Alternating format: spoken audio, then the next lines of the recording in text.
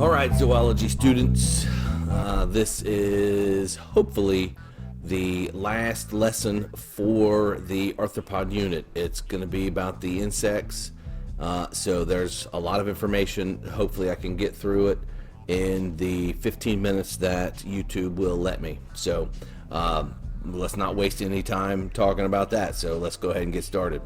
Insects. We are in class Insecta. Over 700,000 named species. 700,000 named species. 75% of all animals that have ever been classified and discovered are insects. And again, I mentioned this earlier, but just to give you an idea about the sheer number of insects that are out there, 350,000 species of beetles. Just beetles alone. Not bees and ants and mosquitoes and flies and all the other insects. Just beetles. 350,000 different species. That is quite a bit. So these are the most common orders that we have. Trust me, there are lots of different kinds, but these are considered the most common. So Coleoptera, the beetles, 350,000 different species. Diptera, those are the flies. Di means two, so Diptera means two wings. Lepidoptera, these are your moths and butterflies. Other orders, we have Hymenoptera. Those are the ants, bees, and wasps. Very distinctive body styles. Hemiptera, the true bugs, such as stink bugs, which I don't know about you, but I have a lot of stink bugs that get into my house. There seems to be a massive infestation around here the last couple years. Another group is Orthoptera. Those are your grasshoppers and crickets. Odonata, these are the dragonflies and damselflies. Those are your aerial acrobats. Your dragonflies are incredibly maneuverable on the wing. So here's Coleoptera, talked about all your different beetle species. And again, there are a huge number of beetles, 350,000 different species of beetles. Diptera are your flies. Lepidoptera, your moths and butterflies. The monarch butterfly, very common. This is a big lunar, what they call the luna moth. They are pretty big, about 4 to 5 inches worth of wingspan, big moths. Hymenoptera, these are your wasps and your bees. Very distinctive body style there with your abdomen, thorax, and head. Your Hemiptera, your stink bugs, the true bugs. Your Orthoptera, your grasshoppers and crickets, and then your Odonta, your dragonflies and damselflies. And you can see by these 4 very prominent wings, you can see why they are very good at their flying maneuverability. Insect success. Let's talk about how prevalent they are. Within respect to numbers of individual species and range, they are one of the most successful groups of animals.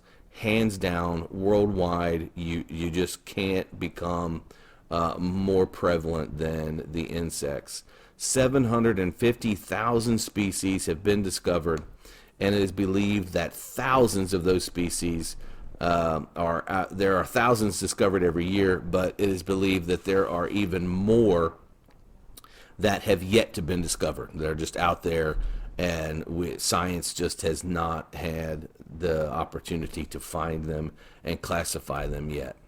Why are they so diverse? Well, they've been around for a long time. They've had an incredibly long time to diversify and evolve here on planet Earth. When they first evolved for terrestrial life, there was no competition.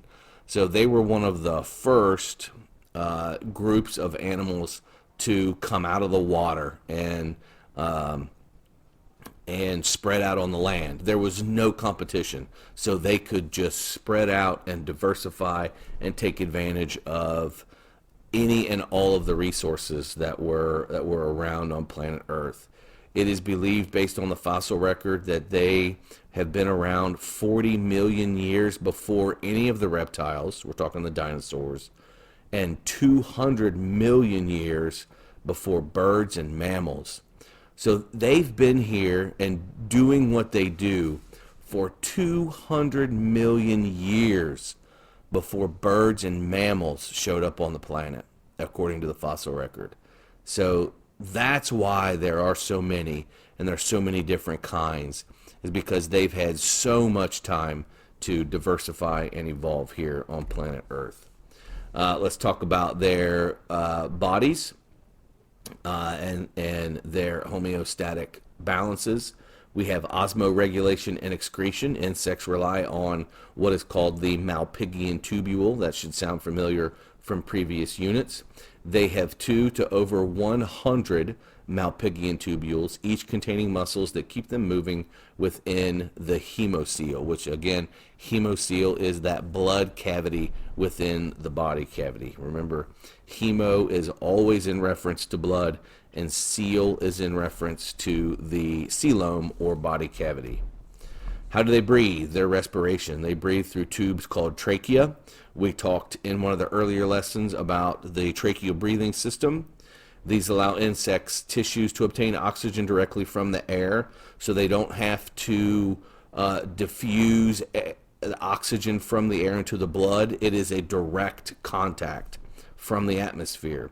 Each opens to the surface through an opening in the tracheal tube called spiracles, and typically we can find spiracles along the wall of the abdomen. And again, it is a very efficient way to get oxygen to the body tissues. Vision, depending on the species, this is going to be very different. Most insects have 2 compound eyes, which are compound eyes are made up of what are called ocelli, and each ocelli sees a small picture of their visual field. And so it's kind of, imagine if you had a tightly viewed video camera looking out into the world, and to see next to what that camera can see, you have another camera, and they have hundreds and hundreds of them, all capturing small images of their environment and then coming back into their brain. They are generally blind to red light, but can perceive ultraviolet light.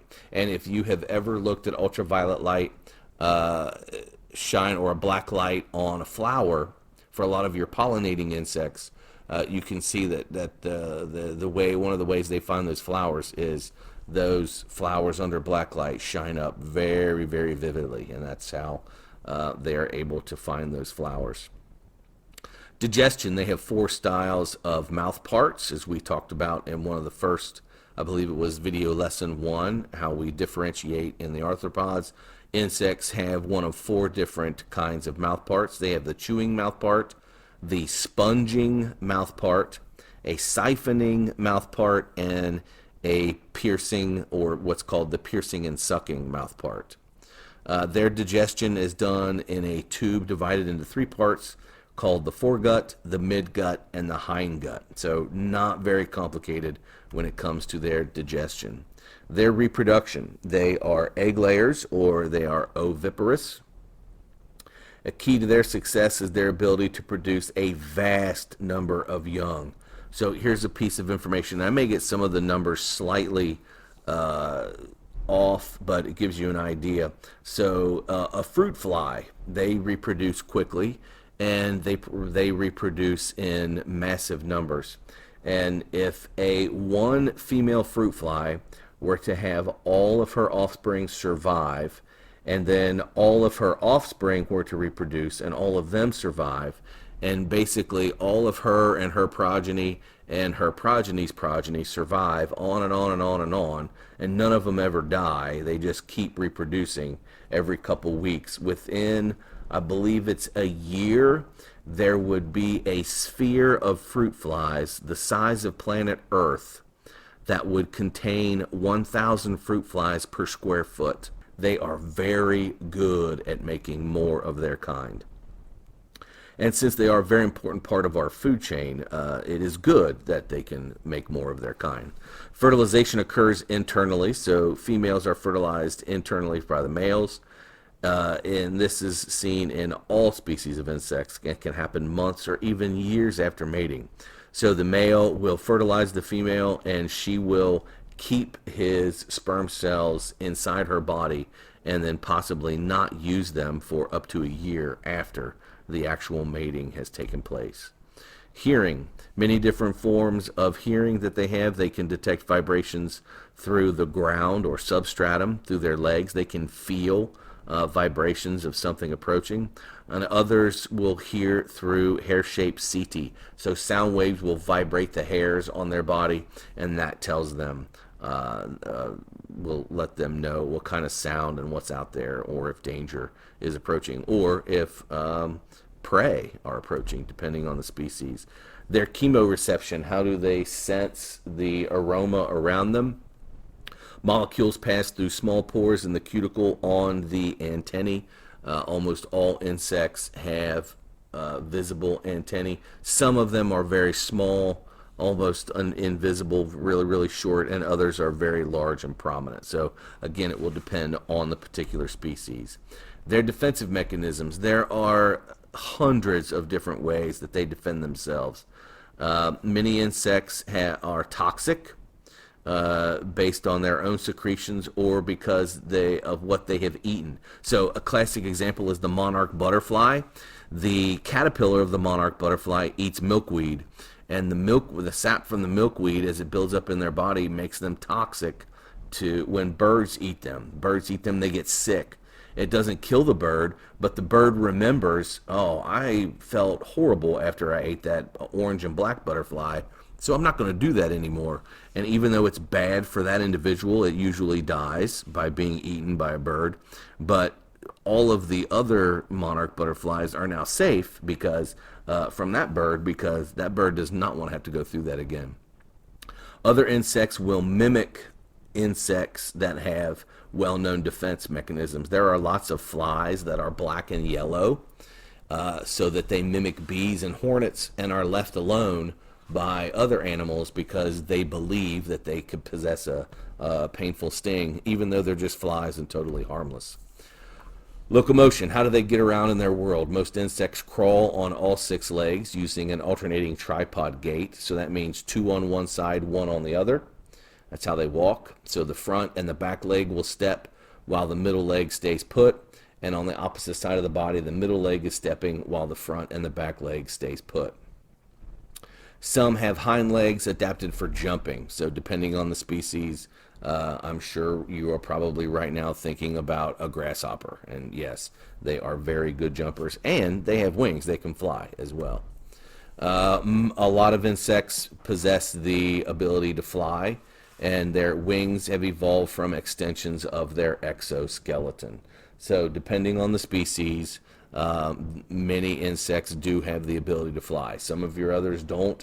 Cockroaches, for example, are incapable of flight, and it also depends on the stage of their life cycle. So butterflies and moths can fly, but in their larval stage, when they are a caterpillar, they can't fly. So it all depends on the stage of the life cycle and the species.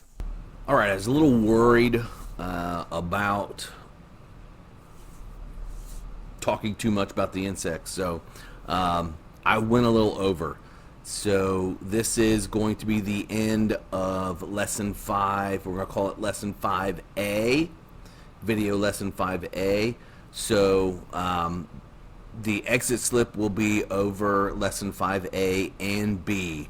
YouTube will only let me do 15-minute videos, so I went a few minutes over, and you'll have to go watch the other video with lesson 5 on the insects, and it will be lesson 5B.